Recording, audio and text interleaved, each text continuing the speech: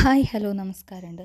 ഞാൻ ഈ മനോരമയിലെ ഈ ന്യൂസ് കേട്ടപ്പോഴാണ് കുറച്ച് കാര്യങ്ങൾ എനിക്ക് പേഴ്സണലി അനുഭവം ഉണ്ടായ കുറച്ച് കാര്യങ്ങൾ പറയണമെന്ന് വിചാരിച്ചത്. വേറൊന്നുമല്ല, ഞങ്ങൾ ജൂലൈ 1 ദാറ്റ് മീൻസ് കുറച്ച് ദിവസം 2 ദിവസം മുന്നേ തൃശ്ശൂർ മെഡിക്കൽ കോളേജിൽ പോയായിരുന്നു. തൃശ്ശൂർ മെഡിക്കൽ കോളേജിൽ പോയത് എൻ്റെ ഉപ്പാക്ക് സ്ട്രോക്ക് വന്നിട്ട് കുറച്ച് പ്രശ്നം ഉണ്ടായിരുന്നു. അപ്പോൾ അതിൻ്റെ ന്യൂറോണി, അതേപോലെ തന്നെ ഉപ്പ ഒന്ന് വീണിട്ട് എല്ല് പൊട്ടിയിട്ട് ഓർത്തോ ഡോക്ടറെയും കാണണമായിരുന്നു. രണ്ടിനും വേണ്ടിയിട്ടാണ് നമ്മൾ മെയിൻലി ഹോസ്പിറ്റൽ പോയത്. നമ്മൾ ചെയ്തതെന്ന് വെച്ചാൽ ഓൺലൈൻ ബുക്കിംഗ് ആണ് ചെയ്തത്. അതുകൊണ്ട് തന്നെ അവിടെ ചെന്ന് ക്യൂ നിൽക്കാനോ പിടിക്കാനോ അങ്ങനെയൊന്നും ആവശ്യം ഉണ്ടായിരുന്നില്ല. പെട്ടെന്ന് തന്നെ നമ്പറും കാര്യങ്ങളൊക്കെ കിട്ടി, ഡോക്ടറെ കണ്ടു.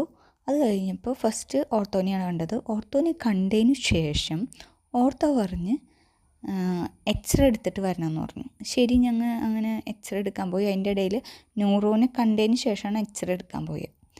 എക്സ്റേ എടുക്കാൻ പോയി ആദ്യം എക്സ്റേക്ക് എടുക്കണമെന്നുണ്ടെങ്കിൽ നമ്മൾ ബില്ലടിക്കണം. ആ ബില്ലടിക്കുന്ന നേരത്ത് അവിടുത്തെ സ്റ്റാഫുകൾ മെയിനായിട്ട് അവിടെ ഇരിക്കുന്നില്ല. ഒരു 2 മിനിറ്റ് പോയി കഴിയുമ്പോഴേക്കും അവർ എണീറ്റ് പോവുക.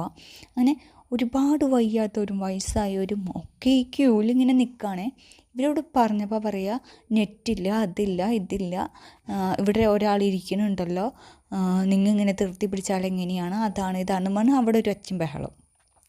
അത് കഴിഞ്ഞു. എങ്ങനെയൊക്കെയോ ഞാൻ പിന്നെ എൻ്റെ ഉപ്പാക്ക് 60 വയസ്സ് കഴിഞ്ഞതുകൊണ്ട് തന്നെ മുതിർന്ന പൗരന്മാരെന്ന് എഴുതി വെച്ചിട്ട് അതൊരു ഷോക്ക് മാത്രം എഴുതി വെച്ചാണ്. അതിനൊരു മുൻഗണനയോ കാര്യങ്ങളോ ഒന്നും അവർ കൊടുക്കുന്നില്ല കേട്ടോ. അതെന്തെങ്കിലും ആവട്ടെ എന്ന് വിചാരിക്കാം. അങ്ങനെ എക്സ്റേയുടെ ഇത് കിട്ടി. അതിന് ശേഷം ഞങ്ങൾ എക്സ്റേ എടുത്ത് വീണ്ടും റിസൾട്ട് കാണാൻ വന്ന് നിൽക്കുകയാണേ. റിസൾട്ട് കാണാൻ വന്ന് നിൽക്കുമ്പോൾ എന്താ പറയുക, 3 പേഷ്യൻസ് കഴിഞ്ഞിട്ട് ഒരു റിസൾട്ട് അങ്ങനെയാണ് കാണിച്ചു കൊടുക്കുന്നത്. അങ്ങനെ 3 പേഷ്യൻസ് കഴിയാൻ വേണ്ടി വെയിറ്റ് ചെയ്യണു. ഇവർ കയറ്റുന്നില്ല. ലാസ്റ്റാണ് ആ ഡോക്ടറെ കാണാൻ നിൽക്കുന്നതിൽ 5 പേര് അവിടുത്തെ സ്റ്റാഫാണ് ഒന്നിച്ച് കയറിയേക്കാണ് ഈ 5 പേരും കേട്ടോ. അതിന് ചോദ്യം ചെയ്തപ്പോൾ പറഞ്ഞു, മാം സോറി, അതാണ് ഇതാണെന്നൊക്കെ ആ സെക്യൂരിറ്റി ചേച്ചി പറഞ്ഞു. അതിന് ശേഷം വീണ്ടും ഇവിടെ നിൽക്കുന്ന പേഷ്യൻസിന് എല്ലാവർക്കും ഇമ്പോർട്ടൻസ്, വീണ്ടും കയറുന്നത് സ്റ്റാഫാണ്. അവിടുത്തെ സ്റ്റാഫ് ശരിക്കും നിയമപ്രകാരം 5 പേഷ്യൻസിന് കഴിഞ്ഞിട്ടാണ് ഒരു സ്റ്റാഫിന് കയറാൻ പാടുള്ളൂ. അതിനും വേണ്ടിയിട്ട് 5 സ്റ്റാഫാണ് അവിടെ ഒന്നിച്ച് കയറിയേക്കണേ. അതിന് ചോദ്യം ചെയ്യലൊക്കെ കഴിഞ്ഞിട്ടും 6ാമതും കയറുന്നത് സ്റ്റാഫാണ്. ബാക്കിയുള്ളവരൊക്കെ അവിടെ ക്യൂ നിൽക്കുക. ഈ കാലിന് പൊട്ടും കാലിന് നീരും ഒക്കെ ഉള്ളവരൊക്കെ ഈ എന്താ പറയുക, സ്റ്റിക്കിലും അതിലും ഇതിലൊക്കെ ആയിട്ട് ക്യൂ നിന്നുകൊണ്ടിരിക്കുകയാണ്. ചോദിച്ചപ്പോൾ ആ സ്റ്റാഫ് എൻ്റെ അടുത്ത് പറയുക, വേണമെങ്കിൽ മതിയെന്ന്. ഞങ്ങൾക്ക് എന്തെങ്കിലും കാണണം, ഞങ്ങൾ ഇവിടെ എന്താ പറയുക, ഇത്രയും നേരം ഡ്യൂട്ടി കഴിഞ്ഞിട്ട് വീട്ടിൽ പോകേണ്ടതാണ്, നിങ്ങളെപ്പോലെയല്ല. അപ്പം ഞങ്ങളും ഒരുപാട് ദൂരത്തുനിന്ന് വരുന്ന ആൾക്കാരാണ്. ഓരോ പേഷ്യൻസും കാരണം എന്ന് വെച്ചാൽ തൃശ്ശൂർ മെഡിക്കൽ കോളേജിലേക്ക് പാലക്കാട്, മലപ്പുറം, തൃശ്ശൂരിൽ നിന്ന് ഈ അറ്റത്തതും, ദാറ്റ് മീൻസ് തൃശ്ശൂരിൻ്റെ ഏറ്റവും അറ്റത്ത് കിടക്കുന്നതാണ് കൊരട്ടി, ചാലക്കുടിയൊക്കെ.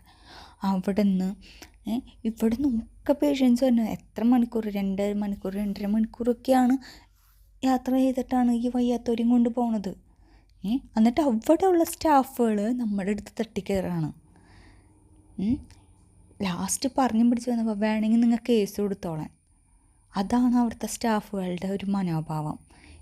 എല്ലാത്തിനും അതേപോലെ ബില്ലിങ്ങിന് പോയാലും എന്തിനാണെങ്കിലും അവർക്ക് ഞങ്ങൾക്ക് പറ്റുമ്പോഴേ നോക്കുള്ളൂ, ഞങ്ങൾക്ക് ചെയ്യാൻ പറ്റിയാലേ ചെയ്യുള്ളൂ, നിങ്ങൾ വെയിറ്റ് ചെയ്യ്, ഞങ്ങളെക്കൊണ്ട് ഇത്രേ പറ്റുള്ളൂ. അങ്ങനെയുള്ളൊരു മനോഭാവത്തിലാണ് അവരൊക്കെ നിൽക്കുന്നത്. എന്തെങ്കിലും സംസാരിച്ച് കഴിഞ്ഞാൽ പറയുന്നത് ഗവൺമെൻറ് സ്റ്റാഫിനെ കൈയേറ്റം ചെയ്തു എന്ന് പറഞ്ഞ് ഞങ്ങൾ കേസ് കൊടുക്കുന്നു. ഇതൊക്കെയാണ് അവരുടെ മറുപടികൾ.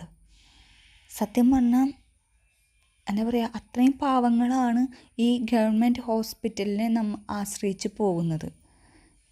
അവിടെ പോലും ഒരു സാമാന്യം മര്യാദ പോലും കിട്ടുന്നില്ല. അത് പോട്ടെ, എന്താ പറയുക, അവിടെ എൻ്റെ ഉപ്പാക്ക് ഓപ്പറേഷൻ നടന്നു എന്ന് പറഞ്ഞില്ലേ, ആകെ കൂടി ഓപ്പറേഷൻ ഫീ മാത്രമേ പൈസ കൊടുക്കാതെ കിട്ടിയിട്ടുള്ളൂ. ഓപ്പറേഷന് വേണ്ട സാധനങ്ങളൊക്കെ എന്തിന് ഡോക്ടേഴ്സിന് അപ്പം ഇടേണ്ട ഡ്രസ്സ് അടക്കം നമ്മളാണ് മേടിച്ചു കൊടുക്കുന്നത്. പിന്നെന്താ, പുറത്തൊരു 3-3.5 ലക്ഷം രൂപ ഓപ്പറേഷന് ചിലവാകുന്നുണ്ടെങ്കിൽ ഇവിടെ ഒരു പകുതിയേ വരുന്നുള്ളൂ. അത്രേ വ്യത്യാസമുള്ളൂ. എനിക്കിത് പറയണമെന്ന് തോന്നി പറഞ്ഞു.